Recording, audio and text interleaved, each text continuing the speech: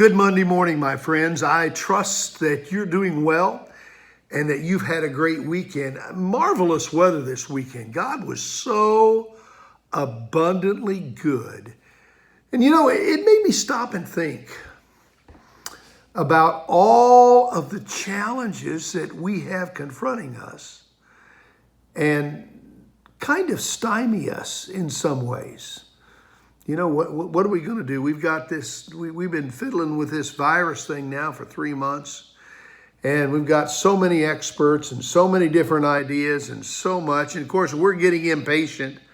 And I understand that. I'm impatient myself. It's taken a toll on me. And it's hard.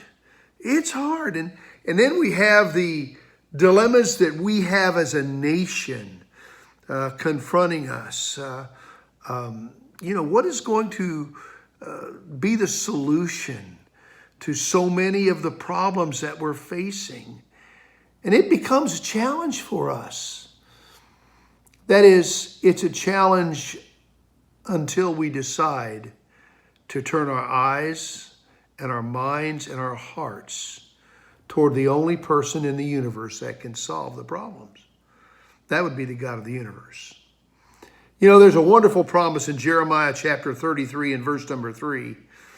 There the Bible says, "Call unto me," God is the speaker, "call unto me and I will answer you. I'll tell you marvelous and wonderful things that you could never figure out on your own." Think about that. Call upon me.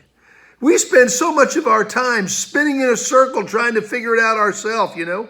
We're like the illustration I use often of a hamster on a wheel. I used to have a pet hamster.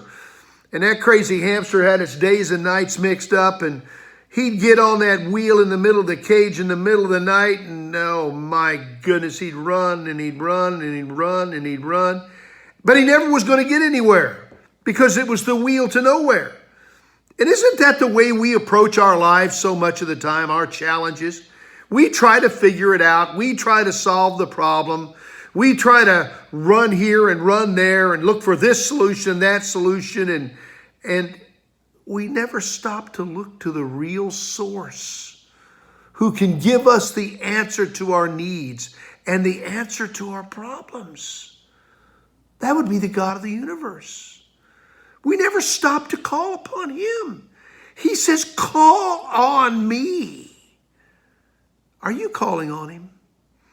If you've got a work problem or a financial problem, or maybe it's a domestic problem at home, maybe a challenge with the kids, or, you know, so many things.